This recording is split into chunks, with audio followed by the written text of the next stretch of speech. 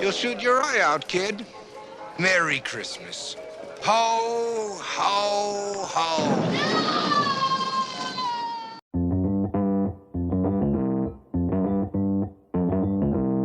Live from Joe's mom's basement, it's the Stacking Benjamin Show.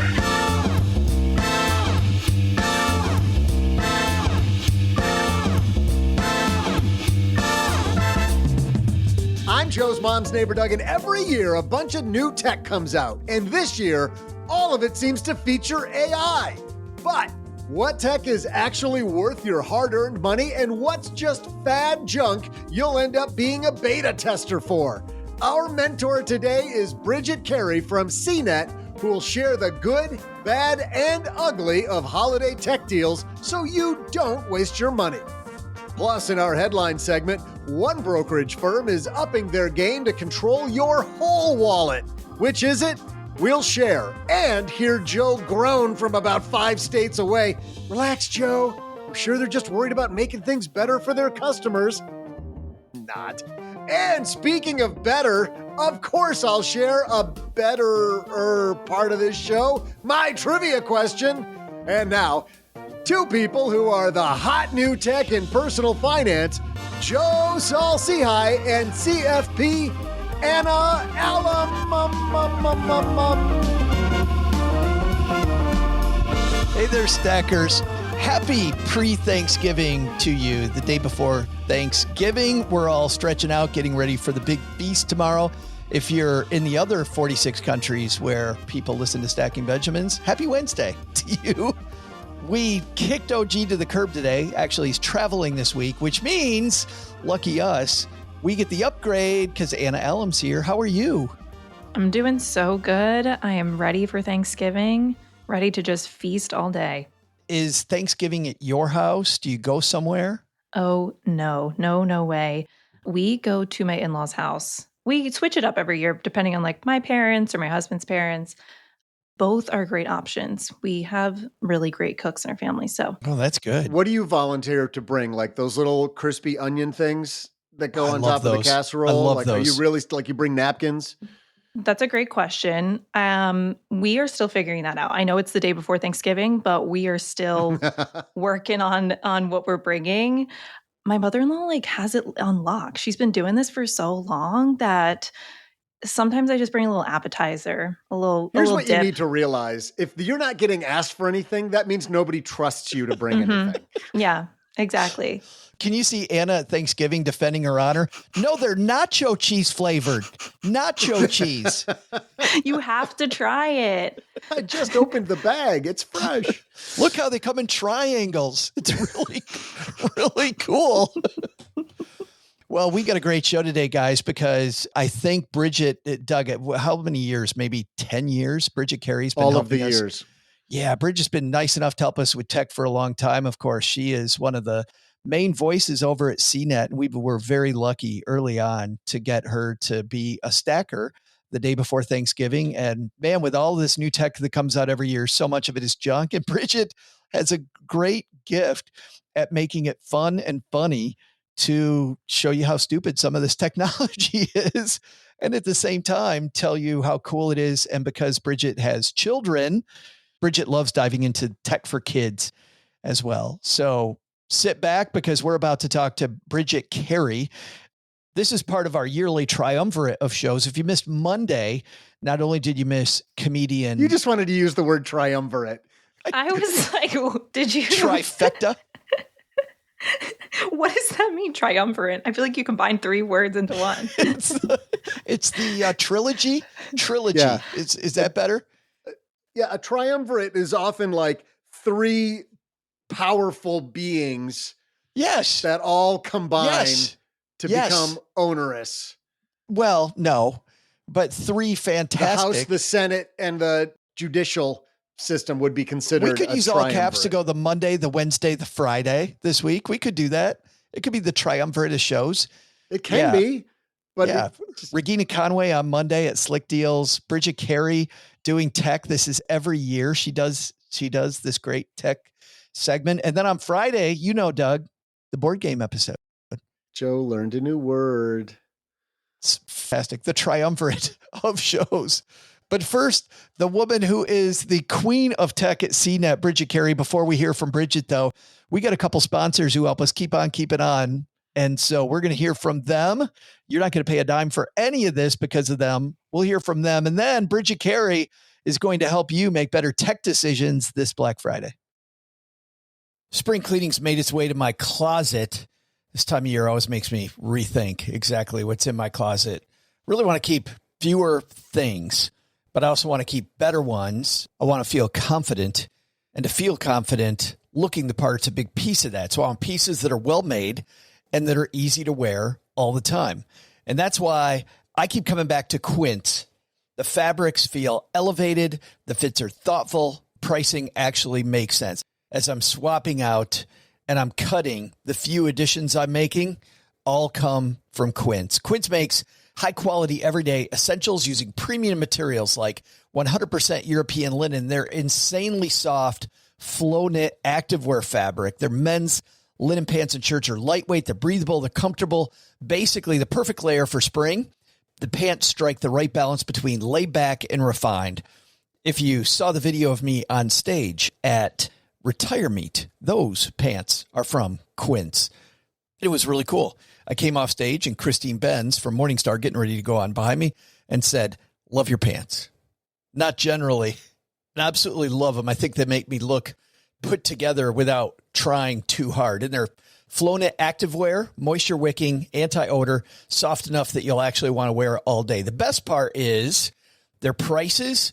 This is important, stackers. They are 50 to 60% less than similar brands. How? Quince works directly with ethical factories, cuts out the middlemen, so you're paying for quality, not brand markup. Everything's designed to last and make getting dressed easy, which is another thing I think we all want. I love those pants that I wore on stage. It's the cashmere sweater that every time I wear it, Cheryl goes, "That is my favorite sweater on you." It looks great, feels great, and I don't have to have 50 things in my closet. So, like I am, refresh your wardrobe with Quince. Go to quince.com/SB for free shipping and 365-day returns. Now available in Canada, too. Go to QUINCE.com/SB for free shipping and 365-day returns. Quince.com/SB. You may not know that when we started Stacking Benjamins, it was a blog. And even then, just the startup cost, I remember thinking, is this the right thing? And what if I write things and nobody comes, right? Well, luckily, that didn't end up happening. But starting something new isn't just hard. It's terrifying. There's so much work. You're not sure whether it's going to work out. You're not sure if anybody's going to read it. And then we change it to a podcast. Is anybody actually going to listen, right? What if nobody wants all the stuff that we have? Well, had I used Shopify, it would have been even easier, because with their expertise, their helpful tools, and their easy to use platform, that's something that would have made Stacking Benjamins more effective much, much more quickly. Shopify is the commerce platform behind millions of businesses around the world and 10% of all e-commerce in the U.S. Names you've heard of like Heinz and Mattel, Shopify, Gymshark, Aviator Nation, Allbirds, also all Shopify.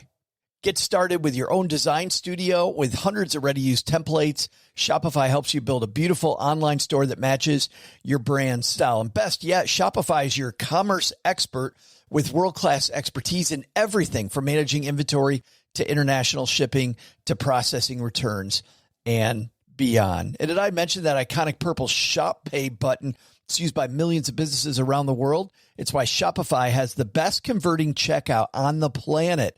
It also helps boost conversions, meaning less carts going abandoned and more sales for you. So you're stacking Benjamins much more quickly.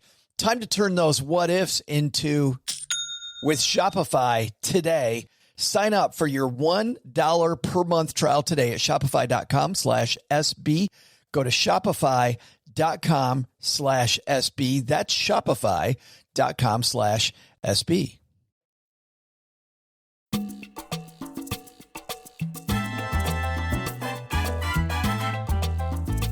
And you know it's the day before Thanksgiving. And you also know it is 2 days before Black Friday when Bridget Carey's here. How are you? Hey, Joe. Good to be here. Hey, I don't know where to start. I don't know if we start with all the news that you cover now on your regular beat with Apple. I think I don't want to start there. I think I want to start with the thing I just saw you on TikTok and Nintendo. What, 2 days ago, 3 days ago? You had a little bit of fun with Nintendo. This is the year of Nintendo stuff. I mean, I think this is the year of the Nintendo Switch too. But Nintendo was kind of like showcasing like all the stuff you could buy that's not a video game, because that's also another big gift thing this year. There's so many fans. You get backpacks and purses and high fashion items. I mean, we've gotten to the point where like adults with adult money who grew up with Nintendo are like, I would like a high fashion jacket that says Mario Kart for over $100. Yeah. I think it's the 2025 version of adults with Legos, like in the early 2000s, you know? Oh, absolutely. I mean, I think that's still going on with Legos too, right? Good point. So what's hot at Nintendo then? This being the year where we get the new Switch 2 console, that's really becoming like the hot tech gift for all ages right now. I mean, if you haven't already got one kind of thing, but usually for kids, it's always like saving for the holidays. And so I think it's one of those items that this Black Friday, everyone's looking to see, is there any deal on a new console? It's the hottest thing. I would say you got to grab a bundle if you can find one. A bundle being like the machine that comes with a hot game like Mario Kart. Sometimes they come with games like Pokemon, but there also is this feeling that when there's a new console, like how many more things do you have to buy with it? And I would say if you're stressing out because these consoles can get expensive, know that the old Switch stuff still works with the new one. You don't have to buy a new console controller. Guess what? I'm getting my kids this. They don't watch your show, thank goodness. But I'm getting my kids this Switch too. And I'm going to let them use the old controllers to save some money. You don't have to buy everything all at once. But yeah, there are obviously a couple of hot games that people want to get with this too. Like there's a new Donkey Kong game. Oh, awesome. Like the new Donkey Kong ride, which you rode, Epic Universe. Oh my gosh, what a year for Nintendo. They opened Epic Universe, the theme park in Florida too, with everything going on. They have to have a new movie coming out with another Super Mario movie. Yeah, it's just nonstop. Everyone's talking about the Zelda movie. So I think it's almost like they're kind of going on this path that's like a little Disney-esque, but like they're almost doing like a different version of like the theme parks, the movies, and now video games kind of all coming together. It feels so congruent, doesn't it? It totally feels very Disney-esque.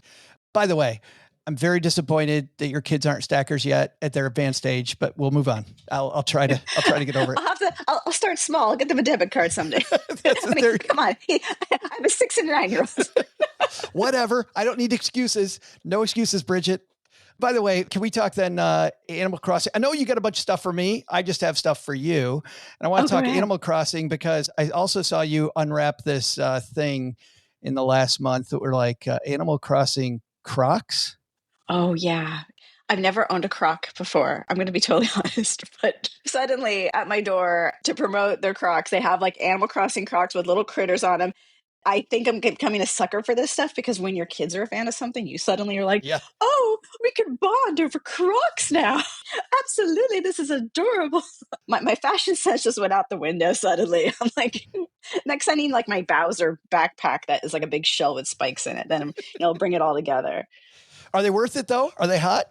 Everyone at school can't stop talking about them when the kids have it. So I think this is more like hotter for kids than it is. But they make them in adult sizes. Of course they do. Again, for people that are still living their kids' years. All covered with something. And if your vice is going with Animal Crossing Crocs, more power to you. I wanted to talk about those Crocs because of course, Animal Crossing and video games. But let's also, if you don't mind, stick with consoles for a second. Because one thing I also know is that with the Xbox, they just finally released a handheld with the help of another company. And I know beforehand, people were saying, are people going to buy it? Are people not going to buy it? This seems to be a hot thing this year, though.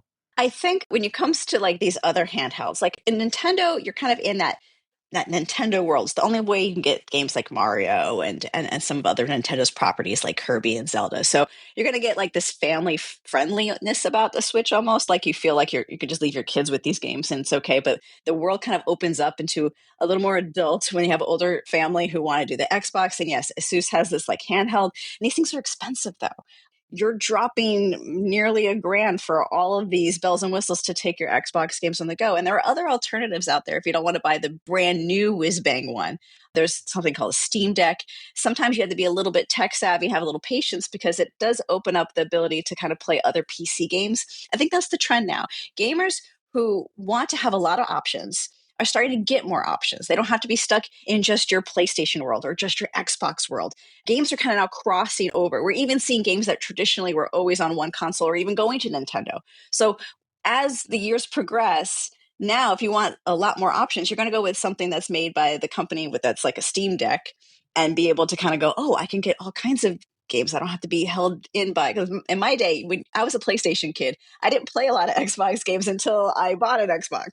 But yeah, they are kind of blurring now. But I think a lot of people are looking at these essentially like Windows machines that you can have in your hand and take on the go.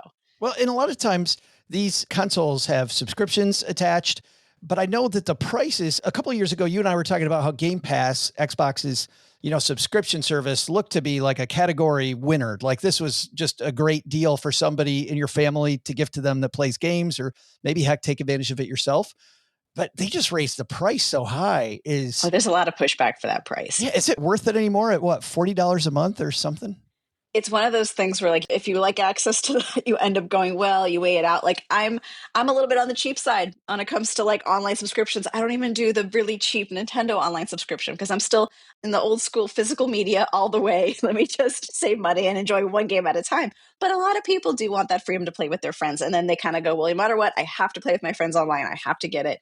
And they'll also want all the access instantly. So I think it depends how much you're into that world. But I know there were a lot of people kind of rolling their eyes at all these price hikes right now. That's a $500 crossover point. I mean, you got to buy $500 worth of games to make that make sense. And I don't know. I don't know if it does anymore, especially when so many older games go on sale that you could just buy digitally. Yeah. I don't get it. So console wise, unless you had something else, any hot console stuff? I think it really just keeps coming back to like, you go in the store, it's Nintendo Switch, all the kids are around it. And so that's really it. There is a little bit of maybe nuance to like, do you need to buy all the little things that come with the Switch? There's a new camera this year that you could do. I don't think you need the camera right away. Grandparents kind of get worried if they want to buy a gift for their grandkids and they're like, well, what kind of game? Guess what? The old games still work. You can get a sale. There's like lots of Black Friday sales on old games that are still great. And then on top of all of that, there's a new memory card you need, like a special kind of memory card. So I feel like save that stuff for like the after holiday sales. Like, worry about that later. Just get the system up right now. That's great advice. Let's go to household items. I'm going to give you 2 letters, Bridget. Tell me what's going on technology wise, like in household goods, kitchen stuff with these 2 letters, AI. Oh, man. I don't need AI controlling my rice cookers, but there's a lot of stuff like that now. It's all a gimmick. I kind of feel what a lot of consumers are feeling, where we just want things to work. I just got a new washing machine. I don't really care if it has AI in it. Just please wash the clothes. That's it. This is a really good time for the smaller appliances that don't really have so much AI in them. So expect the kitchen appliances to be really on sale right now for Black Friday. And you're going to probably get a good deal on something if you've been eyeballing. Believe it or not, air fryers are still hot year after year. And then the other place that sometimes kind of walks into that AI world is televisions. Black Friday is big for televisions, right?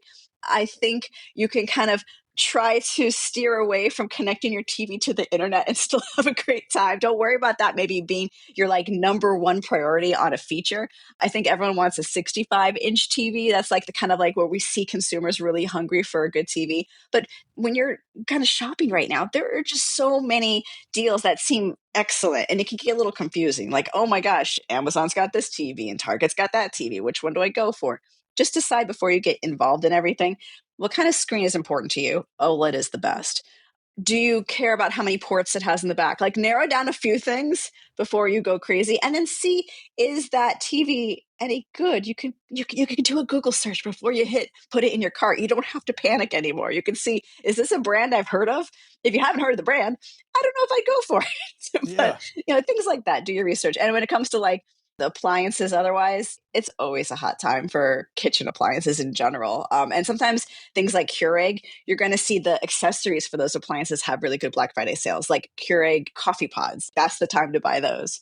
Is there any obvious gotchas around the area of TVs where you see people frequently make the mistake that they go, man, I regret that purchase?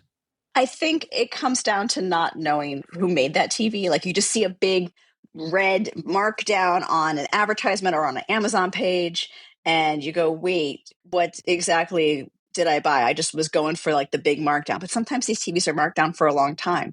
There are ways you can track the price history of a product's markdown. There are website extensions. One's called Keepa, Keepa. You can like download these ahead of time before you start going shop crazy. in general, it'll tell you, oh yeah, this item that you found on Amazon, copy, paste it in the extension. It'll tell you, oh yeah, it's always on sale every 3 months. Then you can go, oh, maybe it's not that big of a sale. They just put a big red letter here to kind of make me feel like it's more, I need to act now. It's all about that urgency, right? It's all about, oh, I have to act now. It's just too good to be true. Well, guess what? There's going to be sales constantly. You can kind of take a little breath. Even if it wasn't the best sale, give yourself permission to get a good deal, even if it's not the best deal. You don't have a time machine. You might not have had the best deal that was like 2 months ago. I mean, maybe you do have a time machine, but either way, you never know. Just give yourself permission to say, you know what, I'm getting a sale right now on something I need or something I want. Even if it's not the best sale, I'm going to feel good about it. I love that advice because I'm a baseball fan, and being a money guy, I'm a Warren Buffett fan. And Warren Buffett once said, there's no such thing as a called strike with investing. You're saying the same thing about these sales. There's no such thing as a called strike. Nobody's going to get mad if you skip this one. Mm-hmm. And there are different items that go on sale now. Like this is a big tech time, right? That's why you got me on, because that's right. I was talking about tech. But maybe it's not the best time for clothing or furniture. It depends. It depends on what you need. So I always go with a plan. Like right now, I need a rug for my house. I'm going to go for a rug sale, but I'm not going to get everything right now. Oh, if you live closer, I had 2 rugs that were in great condition that we were doing a remodel. I wasn't going to drive them all the way to New York. That might take me a few days to get it there. I'll TaskRabbit it or something. Yeah, could you see that? Drive to Texarkana to pick up my rug. It might change the value of my buddy Joe's rug. Yeah. I was going to ask next, let's move into the war that is, but I want to start off with your usual beat. Let's talk about what's going on for all of our Apple lovers. What's fun and exciting in the world of Apple? Well, this is the time to buy an iPad, if there ever was a time to buy an iPad. Black Friday, we're seeing really good deals. I also think this is a great time for the Apple Watch that's new, but it doesn't have as many whiz-bang features. It's called the Apple Watch SE. Big discounts there. Every year there's a new Apple something, right? You know, and has another little extra feature in it. But guess what? The one from last year, the one that's maybe doesn't have every feature in it, they're still very good. They still do everything you want to do. They just might miss one small health tracking feature. So if that one small health tracking feature, like being able to track, your oxygen levels or whatever it might be, if you can live without that, you're getting great deals for Black Friday. I'm looking at even last year's let's see, there's so many long names to these. The Apple Watch Series 10 would be last year. Series 11 is this year. This year's on sale, but even bigger sales on last year's. And I've been wearing them every year. I can't really tell the difference too much between them, So I'm just saying, you're going to have some good deals if you could just wait till you get last year's model. Also, I'm giving everyone an Apple AirTag this year. That's that little tracker circle that you just throw it on keys. It's been saving my sanity, but also they're really heavily discounted more than years past right now, especially these bundles I'm seeing on Amazon and where not. That's because there's rumors that there might be a new one coming out, but it's still going to track your stuff. Like, who cares if you got this year's or the next year's? It's a tracker. It's going to track your stuff. It's going to be great. Pop it in the stockings. There you go. So I'm going to do that. Based on you saying the Apple AirTags last year, I went and finally did it. Like I felt like I was so cool, but 20 years after these things and did it. It was far easier to set up than I thought it was going to be. Like in my head, I don't know why. I thought, oh, this is going to be a pain in the ass. It was so easy. 2 seconds later, bam, it's in my bag. And then I can watch my luggage disappear at the airport and still not do anything about it, but I know where it's lost in the airport. But there's so many uses for it too. I mean, usually you need a new little coin battery every year, right? But I have a keychain hooked on my kid's backpack and I have it set that if it ever goes outside of this certain boundary, that I'll get a little ping like Fabulous. FYI, the backpack has left a boundary. But yeah, it's wallets. And the best part is it makes a little sound. So I lose my keys. I have it on my keychain. I'm like walking around the house like this, make the sound. Where are my keys? It goes beep, beep, beep, beep. I've lost my brain after all these years of doing it. So it saves me. Is that advice though, to go late model, last year's model with the watch? Is that the same advice with the iPad? Yeah, but because I don't think iPads change all that much also, but the mini, sometimes they don't get refreshed every year. Whatever models they are. Like right now, they have the latest ones have an M4 chip and last year was an M3. They are doing far beyond anything you might need for Apple Intelligence if you want to push it to the limit for all these apps. I think only pro users that might need some specialized video or photography tools might take a pause and go, okay, do I have the right model I need because I use it every day? But if you're talking about getting an iPad for a family who wants to take it on flights, to be able to watch media, to do their homework, I usually am very hesitant to buy an iPad because you don't need to buy them that often to begin with. But if you know someone who could like, hey, they could use another tablet that's updated, the iPad mini for me this year, that's the one I'm looking at. And then there's a lot of pencils accessories too. There's many different varieties. That's a big headache for people because certain Apple pencils work only with certain units. Go for the cheapest one. The high-end ones, the pros, they have stylus sensitivity. You're just doodling on it if for a younger person, perhaps, like just go with the cheaper model. It's okay. And there's some good deals on the pencils too. But all these deals I'm mentioning with Apple products, they're with retailers. They're with your Amazons and your Targets and your Best Buys and Walmarts. Apple itself doesn't ever put these on sale. If you go to the Apple store, they're going to say, we're going to give you a gift card that you can spend next time. So this is the time to shop at all of the retail stores, not necessarily Apple's stores. Unless you just love Apple so much you want a gift card to gift to someone else later. Maybe that's the way you do another gift. So it's all about strategy here. Mom's neighbor Doug told me about a great app that I didn't know existed. Bridget, you probably knew this existed forever. It's called Duet. And when I go on the road, my iPad becomes a second screen. So I can be in a hotel room working and have two screens. Super easy to use, super easy to set up. I had no idea that thing existed. You're so more tech savvy than me. I've heard of these things. I'm still like, give me my one laptop. Okay, right now, for all the stackers that are listening or that are keeping score, it's Bridget Carey 99, Joe 1. That's the score currently. I'll see if I can get number 2. But there's another word you'll see. Often people, they'll be shopping online for an iPad or a watch or a Mac or heck, any electronic device. They'll see the word refurbished. How afraid of the word refurbished should we be? I have bought refurbished, and I bought the scariest kind of refurbished. I bought the refurbished you put in your ears. So I bought earpods from Beats that are refurbished, and they were great. So don't be afraid of refurbished. Cool. I would only do it from like reputable stores that if you feel something did go wrong, you can kind of take it back and say, this isn't up to the quality that I expect. Oh, that's good. So know the return policy. I think this is also a year where I'm studying return policies more. I feel like with everything going on right now, there's just a little more tension that I'm worried about. Like I used to be able to just return anything at any store.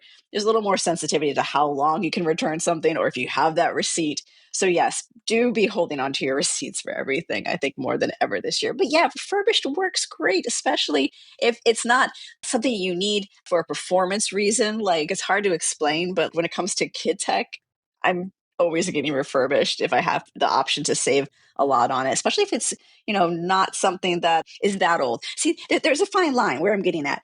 You can get refurbished, but how old is that tech? Are we talking it's 5 years old? All right, now I'm going to start to take back a little bit of that advice. I'm going to go, okay, like there's a balance of the age of the product. Is it last year's model? Of how far are we going back? 2 years old?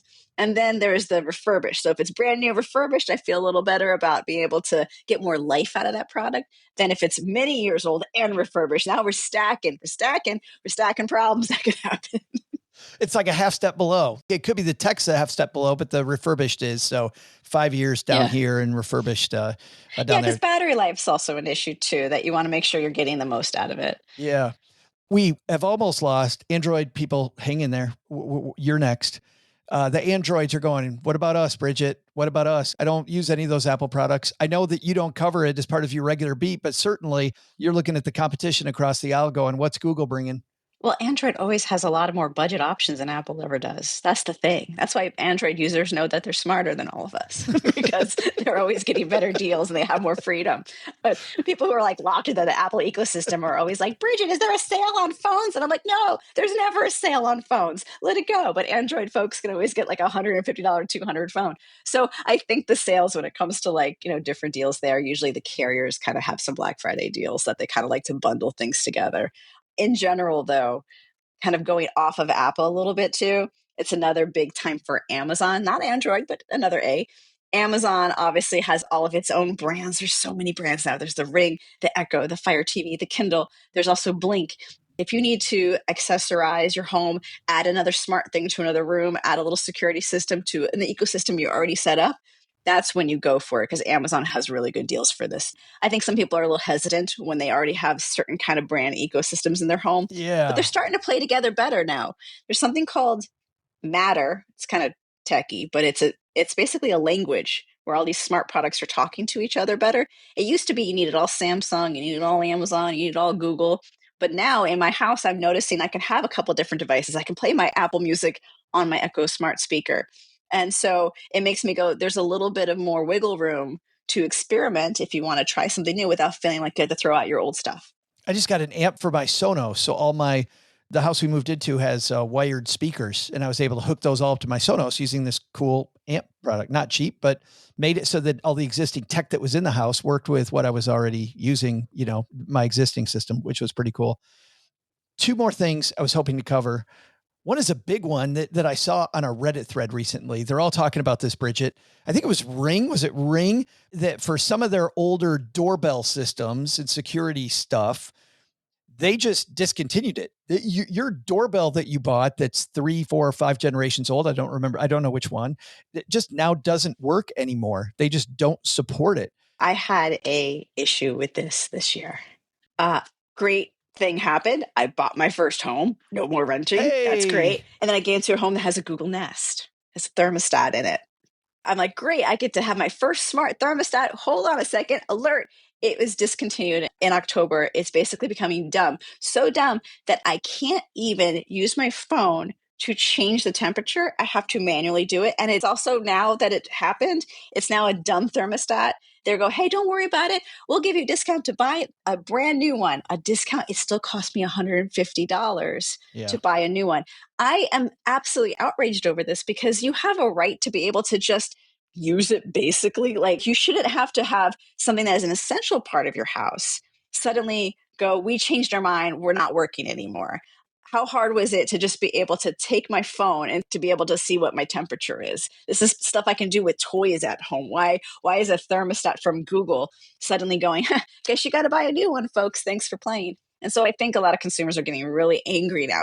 All this AI, all these smarts in these products, the fact that you could digitally download something and the next day it not be in your library. There is a consumer rage and distrust now over, are you just going to let these companies change the rules mid-game when you already own the physical product? So yeah, I'm a little upset about that. I have to go install the new one now.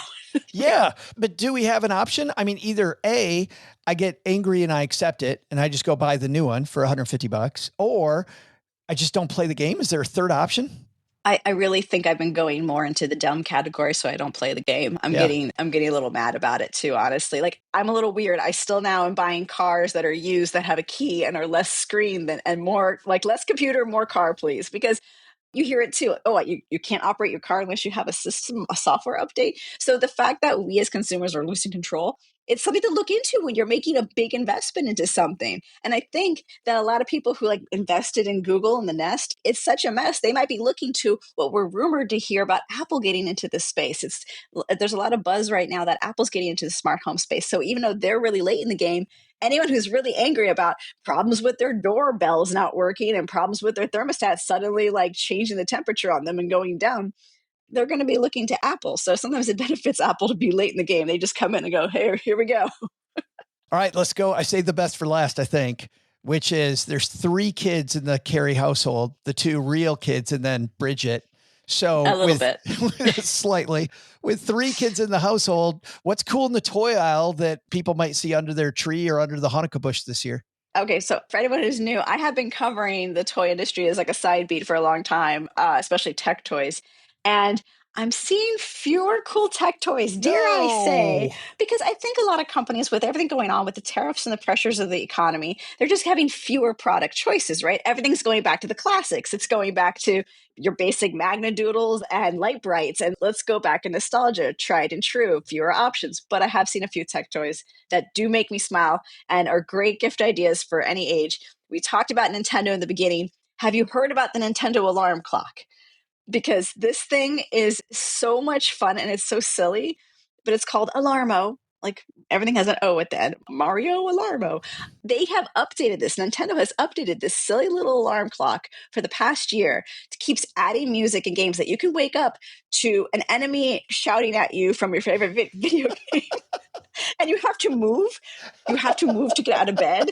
And of course, if you have a spouse, they're like, what the heck is this? Please make it stop. But if you want to have a little fun and your kids want to have something that motivates them to get up, I love this thing. I've been recommending it. I think it's hard with tech toys because sometimes you hit this price point where you're like, well, I don't want to pay so much money for a toy. I think toys have gotten really expensive now.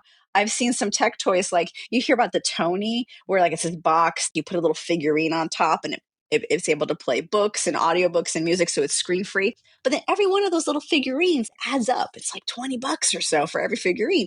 So it's hard for me to recommend that to parents when I'm like, you just want to get longevity out of a toy. But there is one tech toy that I think is the king of the tech toys this year. And talking about nostalgia, we're going back to Furby. Hasbro has made a crazy Furby. It's long Furby. That's not the official name. I'm calling it that because you can imagine it in your head. Imagine a very long snake-like Furby. It's rainbow colored. And it's so silly. It's so fun and delightful. It even has like meditation and yoga and goofy rhymes and touch games that my kids can't stop playing with this thing more than me when Furby first came out, and I loved Furby. So I feel like Hasbro has got the formula right somehow on this weird creature that we've heard in our pop culture essence for decades now. It is expensive. It's between $60 and $70. If you can find a sale on Black Friday, go for it. But you will at least know in that case, you are going to get a good amount of playtime out of that one. But yeah, it is hard with tech toys. People are just looking for a good deal. And sometimes just go with the basics. I mean, go with Skip It. I saw Skip It's back. That's like a toy from the 90s. That's incredible. You don't have to have a lot of tech. You can have fun. The last thing I thought you'd say on this podcast today was skip it. Like, wait, what? Just skip it. Like, what is she talking about? Don't She's skip it. Skip something? No, it's the thing you swung around your foot and it had a whole little song. I don't think kids know jingles anymore. They don't watch commercials. Everything is streaming. But there was a whole, like, we used to get hooked on toys just from the jingles. Right. But yeah, it's like a hopping type of jump rope, but with your feet. Yeah, there you go. And maybe we should just get them for all of our white elephant gifts so we're all healthier too. We're all moving our bodies. That is good. Move. Less screens, more move. So just start skipping. What I like about things like the Nintendo clock is what you said about them continuing to support it and adding new stuff and new games. I think that's really cool when you buy something and the company just keeps updating it. I know our doorbell system keeps downloading other fun doorbell rings for every holiday. Every year they have a couple new ones. Our Hue lighting system, which was expensive to put in, but they're consistently giving me these cool new lighting features that I can just go and, oh, look, we're in Rio de Janeiro or wherever we want to be. Give us value. Exactly. Especially when you're investing so much in these products, you start to have distrust if you can't get life out of it, so it's great to see that. That's why I'm recommending it. Cause yeah, I'm like, okay, if Nintendo's still updating this crazy thing called an alarm clock, go for it. Cause then I know it's going to have some fun longevity. And my kids, though, they keep setting alarms at really odd times throughout the day. So that is a downside. Oh, that's not good. That is not good. Yes. That's fabulous. If only you enjoyed your job, Bridget. I wish you enjoyed yourself. You come here and never bring any energy, and it makes me feel bad. I'm sorry. I do my best. I'm doing my best. If there was only a show where people could get this energy all the time. If only there was a show, Bridget. Oh, I might be able to help you here. Wow, really? Okay. Yes. There's a show I do called One More Thing every Friday on CNET's YouTube channel. Check it out. Always talking about something crazy. Awesome. And we'll link to that in the show notes. And following Bridget on socials, I'll link to Bridget's social channels because it's always a blast. Bridget, thank you so much for mentoring us on tech in 2025. I told Regina, who's here every Monday this week, it's always the Regina and Bridget show, that I feel like every time I write you, it feels like I just hung up with you. So we'll see you in 11 months, aka tomorrow.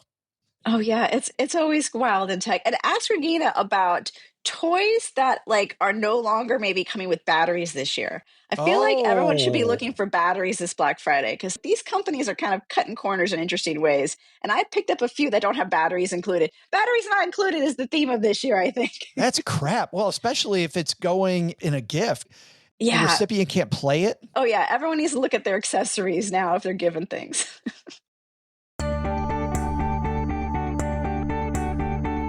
Hey there, stackers. I'm Joe's mom's neighbor, Doug, and wow, that is a lot of cool new tech. Joe's mom thinks I'm a techie just because I still know how to change the batteries in her Discman player. Who knew that artifact would last this long? No, Ma, I'm not calling you an artifact. I was talking about the Discman. That woman's got some ears for an artifact. Kidding.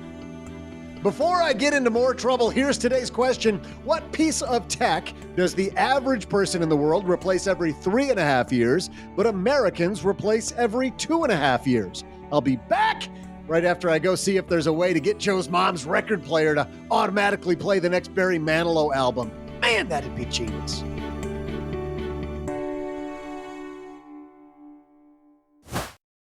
Dell PCs with Intel Inside are built for the moments you plan and the ones you don't.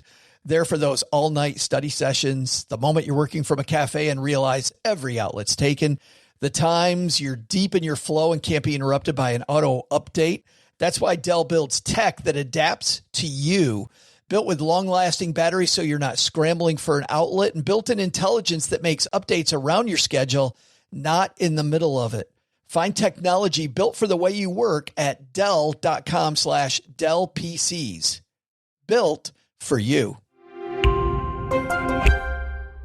Insurance isn't one size fits all. That's why drivers have enjoyed Progressive's Name Your Price tool for years now. With the Name Your Price tool, you tell them what you want to pay, and they'll show you options that fit your budget. So whether you're picking out your first policy or just looking for something that works better for you and your family, they make it easy to see your options. Visit Progressive.com. Find a rate that works for you with the Name Your Price tool. Progressive Casualty Insurance Company and Affiliates. Price and coverage match limited by state law.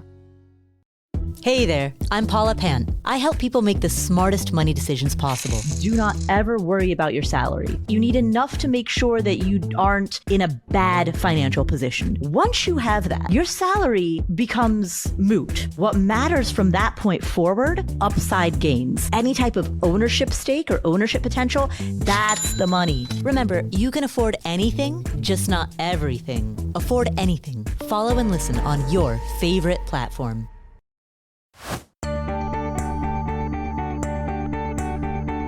Hey there, stackers. I'm vinyl lover and guy who just found out record players could play multiple albums even back in the 70s, Joe's mom's neighbor Doug. Well, apparently, technology has moved faster than me. Who knew you could load multiple vinyls onto a stereo record player? It's genius! Of course, as I always say, if the Atari ain't broke, don't fix it. For you kids who don't know what an Atari is, Uncle Doug will cover that in a future episode. Here was today's trivia. What piece of tech does the average person in the world replace every 3.5 years, but the average American replaces it every 2.5 years? Because, of course we do. That would be your cell phone. And now, two people who clearly aren't phoning in this episode, Joe and Anna. Hello, fellow stackers. I'm Michelle from Enid, Oklahoma. When I'm not taming lions as a veterinary technician at an all-cat clinic, I'm stacking Benjamins. Big thanks to Bridget Carey for spending time with us. Every year, a whole new list of fun toys. Doug, I think that was a race to see just how many pieces of obsolete tech we could mention in one trivia segment. Anna, are you familiar with the record player automatically bringing down the next album? No, there's no way you are. Wait, what do you? I don't understand the question. I'm sorry, She Joe. doesn't even get it. See, she doesn't even know what the question is. Vinyl's made a huge comeback, right? I think it's now like the second biggest selling medium for music. But still, the idea of the automatic, right? Mine now doesn't have the automatic thing like it had in the 70s. What is automatic versus not automatic on this record the player? spindle in the middle of a record player, the little silver nub that, that centers your album when you put it on the record player. Back in the 70s, they would have really tall ones of those. They would, I don't know, maybe let's say 4 to 6 inches tall. And you put your first record all the way down to the bottom, put the needle on, you play. But you could stack several other albums on top, and this little device at the top of that silver spindle would keep them up there. And just played one after another. And then when the needle got to the very end of that first record that was playing, it would retract, drop the next album, and then the arm would go back over and start playing the first track of the next album. So your records would just sort of sequentially drop on top of one another. And it was like, it was magic. That makes so much sense. We actually had a record player for a while, and I was like, this is kind of annoying because you got to go back every 45 minutes and put something new on. Like if you have people over, you're now tending to the record player. Oh my God, and there's also no shuffle. Food. And the food in the oven. Like it's just too much to deal with at one time. So that would be nice to have. How about the Atari? Are you familiar with the Atari? I am not. We might need to go over that in a future episode. Didn't have that one. What about the Discman? Is that like a Walkman? It was, but it's where they had the big honking CD For CDs. inside, and you would walk with your CD, and it would skip about once every 7 steps. I kind of remember that. I actually think we had some of those in our house growing up that were not used pretty soon Joe, after. Skewing to a younger demo sucks. Like, this is so painful to have her on. I think we should abandon all of our efforts to get a younger audience because Anna's just crushing me. Sorry, Doug. Bridget's about to come back downstairs and slap us. Like, what are you doing? Child for a co-host. All this tech. She tries to tell us about the new stuff, and we're stuck in the 70s and 80s. Hey, guys, let's do a headline. Hello, darlings. And now it's time for your favorite part of the show, our Stacking Benjamin's headlines. Our headline today comes to us from The Motley Fool. This is written by Lawrence Naga. Lawrence writes, Robin Hood. I just threw up in my mouth. I said the word Robin Hood. Is quietly building a fintech ecosystem for the next generation. Oh, isn't that nice? Robin Hood, the company that takes from the poor and gives to their wallet. Isn't that what Robin Hood's all about? By the way, how did they not foresee the play on that name when they were thinking of their new company name? I think they did. I think it is so, the joke's on you if you use Robin Hood and you don't get that. Ugh. Robin Hood, NASDAQ, HOOD. Even their ticker symbol is Hood. I didn't know that. They tell you so many ways that they're ripping you off. And I know Doug was like, we're going to see Joe's head explode. I had no idea, Doug, you were going here, but holy beep. Oh, Robin Hood. Okay, I'm going to get it together. Has long been known for changing how people trade stocks. That's what Lawrence wrote with a straight face. Long been known for changing how people trade stocks, but the company's next act might prove more meaningful and less visible. After years of being labeled a meme stock platform, Robinhood is quietly building the foundation of a broader fintech ecosystem. The funny thing is they got all those meme stock people mad at them too. And I'm sure you're a big Robinhood user. No, shockingly, I'm not a big Robinhood user. And so I kind of, knew we were going to be talking about this today. I had to reach out to some people even younger than me, shockingly, to kind of get, I talked to my brother-in-law about this because he's in, he likes to get into finance and into trading. And I was like, I think you probably use this, and tried to just pick his brain. Like, why do you like this? And what are you doing? So does he use Robinhood? He does use Robinhood. I feel like you were about to say, what's the matter with you? Why are you using this? I was. That big pause was Anna looking at the look on my face like, who are you related to? Well, I think a lot of the younger generation uses it. And for people who are not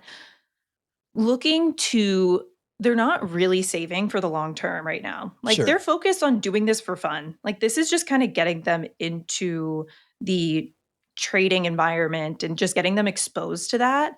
That's what's fun about Robinhood. But for someone who's looking to do this for like long-term savings, diversification, like getting away from the gamification of trading, it's not really for you. But this is what frustrates me, Anna, is that it's not. All that stuff is what Robinhood has taught people to like, to say, hey, this is the fun platform. The spread, the difference between the buy and the ask. So let's walk through what both of those are. So when you go on any platform and you go to buy a stock, and immediately, if you pay attention, no matter which platform you buy it on, you automatically have lost money, because the way that everybody between you and the trade makes money is not just the fee that people used to pay, which no longer is there any fee on most of the main platforms. They make money based on the difference between those two numbers. So if you're buying a stock and it's $37, it might be 37 1/8 on the other side of that trade. And that 1/8 is the money that everybody makes between let's say it's the NASDAQ exchange, let's say it's the broker, it's all the intermediaries, all those people. They have a bigger spread at Robinhood than any other platform. They are taking money from you while they're telling you it's more fun. You can do the same trade at Vanguard. You could do the same trade at Fidelity. You can do the same trade at Schwab. It's equally as fun, except they're not ripping you off. That's number one. The second thing that drives me crazy is that Robinhood has had, how many times over the last 10 years, Doug, have we gone over the SEC fines that Robinhood has had to pay? I mean, I'm thinking eight times maybe. Yeah. And I'm not exaggerating, but this company is always in trouble for lying to their customers. And so either one of two things are happening, and I don't like either one of them. Either on one hand, they're incompetent, which I don't want to work with a company that's incompetent, or they're lying to you and they have the fees built in because they know they're lying. And so they're just accepting the fact that the SEC is going to come down on them. At one point, they even said that you were protected in their money market, their sweep account, because you had SIPC insurance. Robinhood knew damn well that SIPC insurance has nothing to do with your money market, and it doesn't protect you in that way. And yet Robinhood decided to do that. It so frustrates me, Anna, when I hear people go, well, I use it because it's fun, because I'm just trying. You can have fun in so many different places. Yeah. I think Robinhood, though, and I understand exactly what you're saying with all the things that they've done regulatory wise and where they've increased fees and all of that. But then on the other side of it, like, it is really positioned to market very well to my generation and the generation below me. 100%. And that's where you might be paying this extra fee and you might be okay with it because you are getting a different experience than if you were to be on the Schwab mobile app or if you were on Fidelity mobile app. It looks differently. I was on their website yesterday. It made me want to open up a credit card. Like, I was getting sucked into it because it looks so nice. Like, it is a different experience than downloading your Schwab app, for sure. And this is why, when you see things that work on you, like gamification, Robinhood's fantastic at gamification. But if gamification works on you, we already know it does. Every behavioral scientist says this.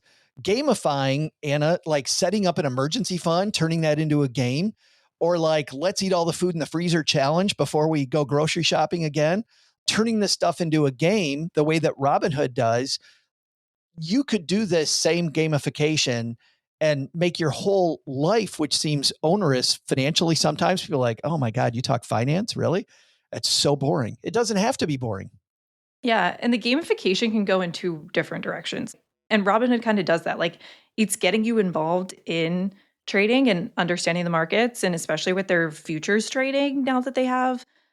But then there's like the opposite side of things where they were starting to get into trouble because when you would do trades, they would have like confetti.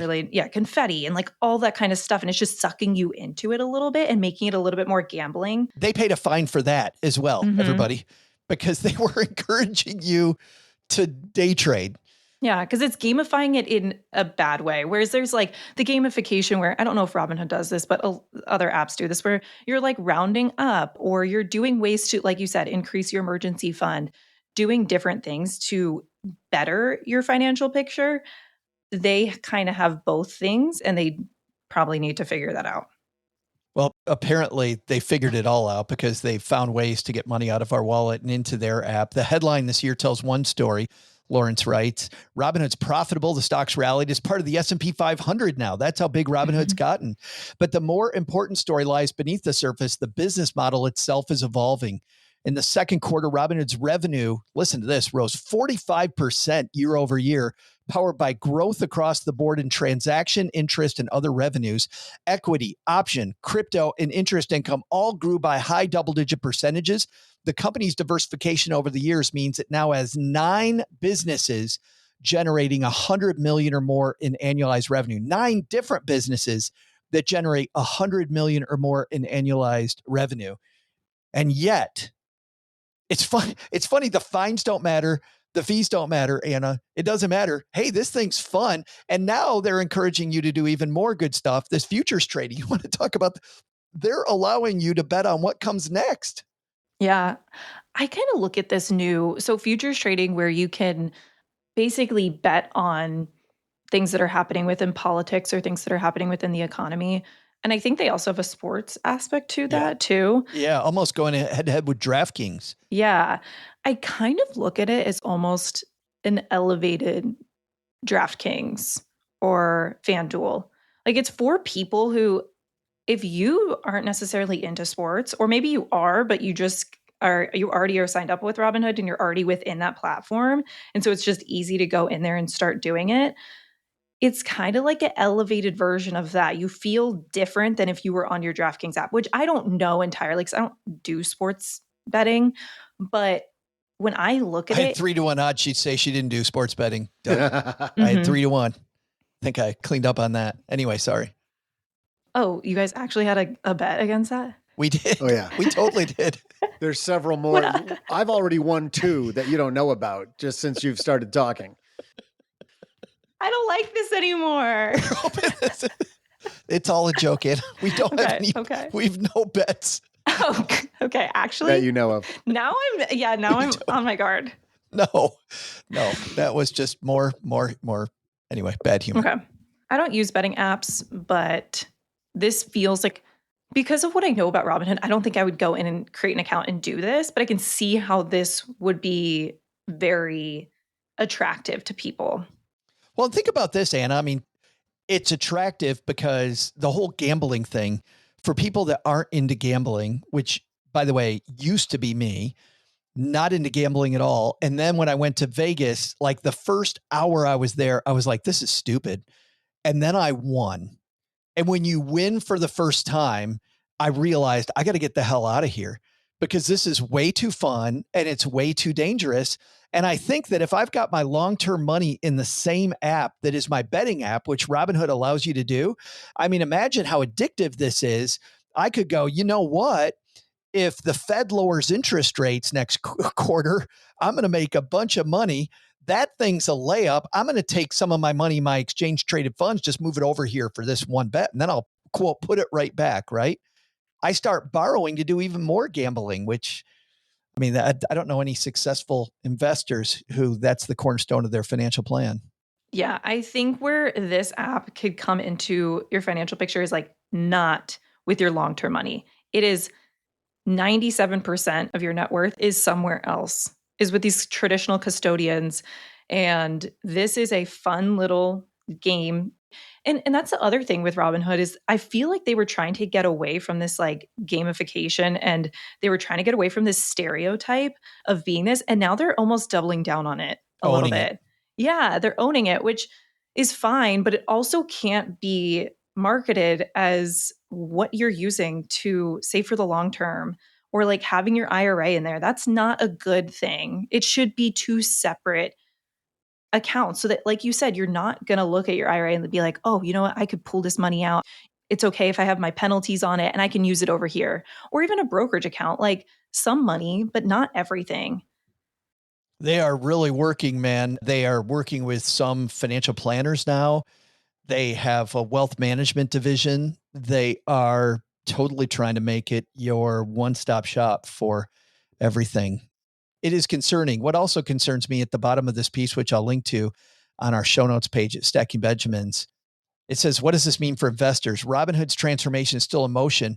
Regulation and competition will continue to shape its path. Well, clearly regulation hasn't shaped its path because they've been heavily regulated. They've been heavily fined, and they still continue to do a bunch of the same stuff over and over and over again.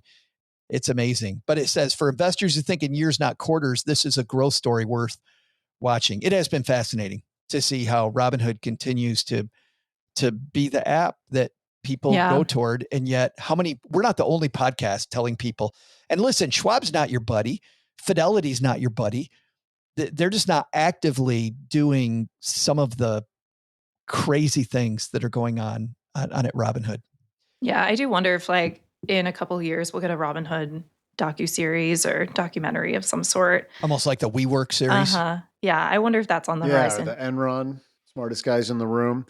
Mm-hmm. It seems like what they've really figured out is how to market a product and a vertical that's very intimidating to the average person and younger people, and made it feel like this is an easy way to get into finances and managing my finances and my investing.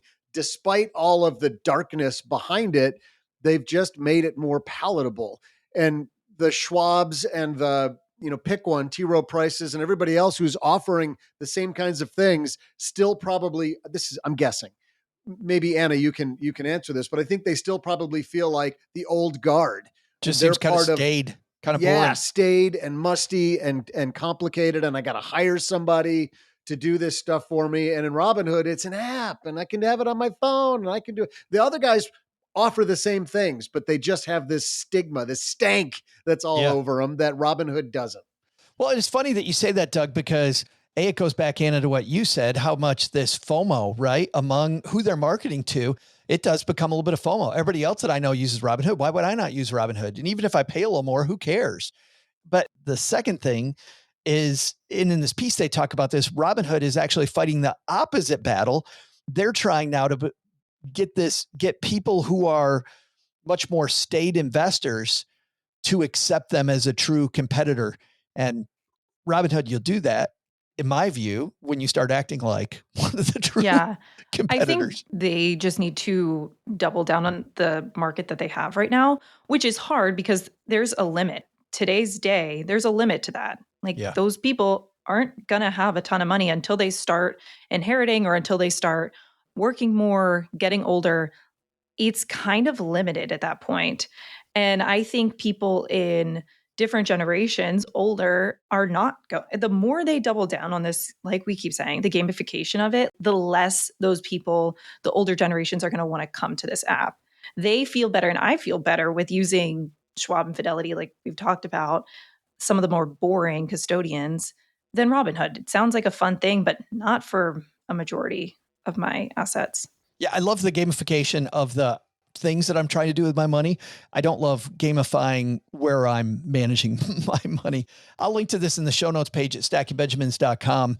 We're going to transfer over to the back porch, Doug, and some good news. We just got a letter. We just got a letter. We just got a letter. Wonder who it's from.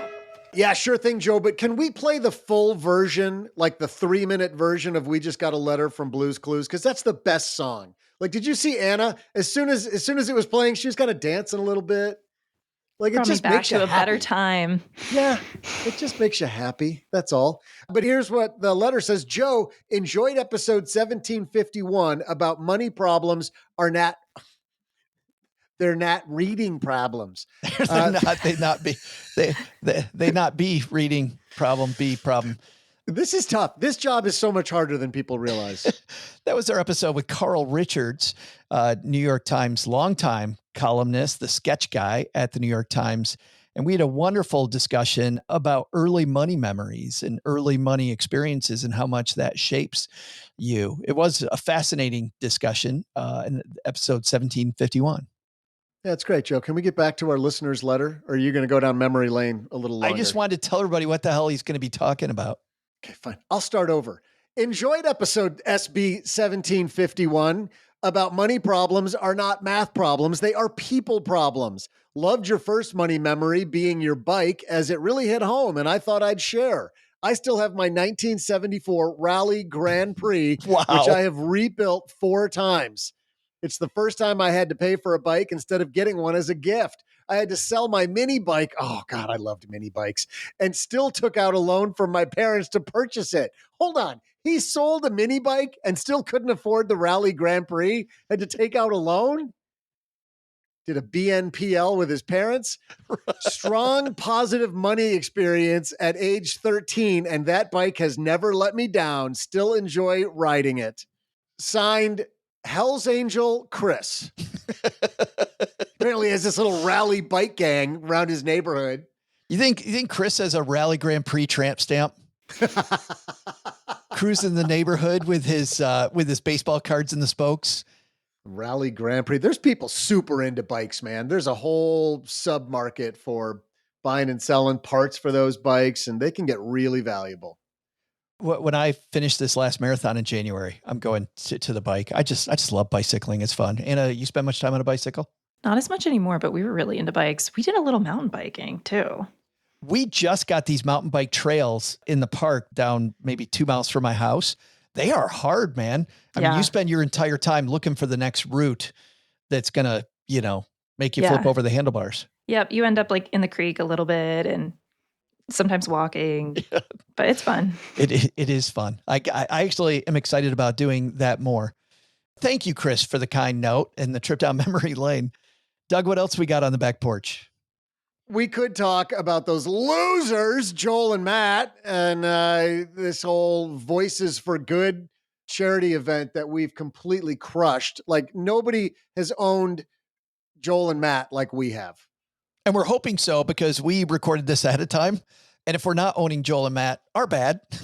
Well, but I hope we are. Even if somehow they miraculously got their parents to donate like $100,000 to beat us, we still own them. Like, from a podcasting perspective, dude, we crush. I mean, and the stacker community, just in general, far more giving than those How to Money people. Are you familiar at all, Anna, with the How to Money community? No way. I would never set foot over there. Why doesn't she know about them? Because they suck. Well, let's describe, Anna, why they suck. They suck because Joel and Matt are just too damn nice. You ever know those people that are just too nice? Yeah, I don't like them. They're just nice guys. I mean, gross. Who wants any of that? And their tips on their show, like, so practical. It just, unbelievable.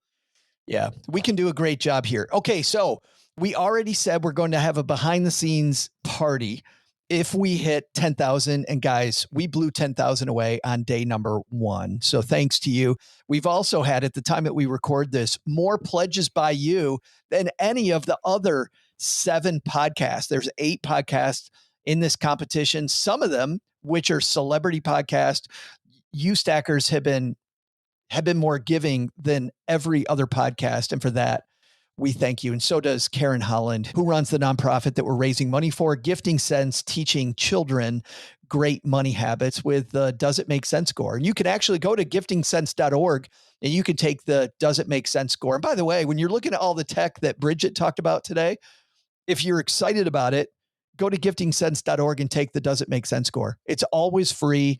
This is 100% nonprofit. Karen makes $0 on the Does It Make Sense score. And it's so intuitive and so great to use, not just with kids, but heck with you.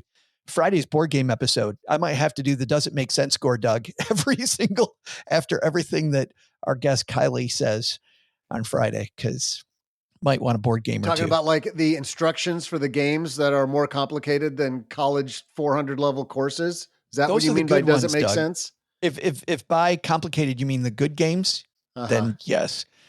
So stackingbenjamins.com/stacking hope, which is what our basement Facebook group wanted to call our giving campaign. And let's put this away. If we win this thing, which it looks like we might, first quarter of next year, we're going to help you set up your financial dashboard. We're going to do a financial dashboard webinar for everybody, helping you figure out how to use apps, how to have better money conversations, how to build your roadmap so that when you are going fast in 2026, you're able to navigate your money really well. It's really important to have a good roadmap. And if we win, that's our stretch goal, guys. So let's bring it home these last few days of November. Anna, thank you so much for playing with us today. Thanks for having me, Joe. It was super fun. Where do people find you? People want help from the amazing Anna Allem. How do we find you? If you want to find me, go to stackingbenjamins.com/OG. And just when you are scheduling a meeting, just ask for me. There's some questions you can fill out within there. This was 100% Doug an upgrade today, working with Anna. Yeah. Again, the bar is low, but really enjoyed it. I just didn't love how old Anna How it made you feel, Doug. Yeah. That's okay. That part wasn't as fun as I expected. Doug, sometimes it's important to check in with reality. So that's kind of what I provided today for you. Super. Doug, bring it home, man. What should we have learned on today's episode? Well, Joe, first, take some advice from Bridget Carey. Not all tech is created equal. Just because it says AI enhanced doesn't mean it's worth your money. Second, Robinhood? Yup, padding their wallet. Sounds about right. But the big lesson? I can't wait to see the look on Joe's mom's face when she sees the slick new tech I bought her. There's these like magic seeds in a high-tech bag, and you put it in a microwave and it turns into popcorn in minutes. What'll they think of next? Anna, you want to tell him? I think you should tell him. I ain't telling him. Thanks to Bridget Carey for joining us today. You'll find all the hot tech reviews at CNET.com, and we'll share how to follow Bridget on social media on our show notes at StackingBenjamins.com. Thanks to Anna Allem for joining us. Looking for good financial planning help? You'll find Anna's calendar for a meeting at StackingBenjamins.com/OG and just request Anna. This show is the property of SB Podcasts, LLC, copyright 2025, and is created by Saul-Sehy. Joe gets help from a few of our neighborhood friends. You'll find out about our awesome team at StackingBenjamins.com, along with the show notes and how you can find us on YouTube and all the usual social media spots. Come say hello.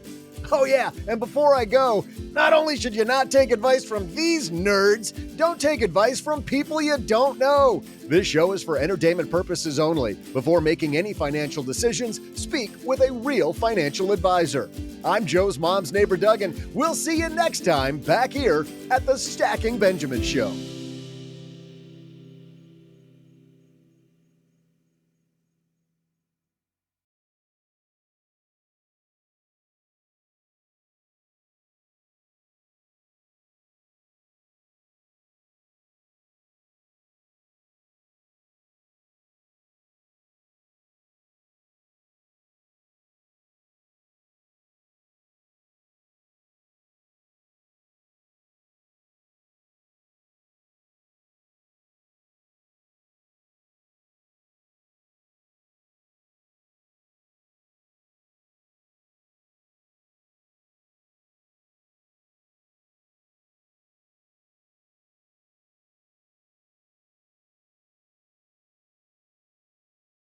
Happy Thanksgiving, Stackers. Happy Thanksgiving, Anna.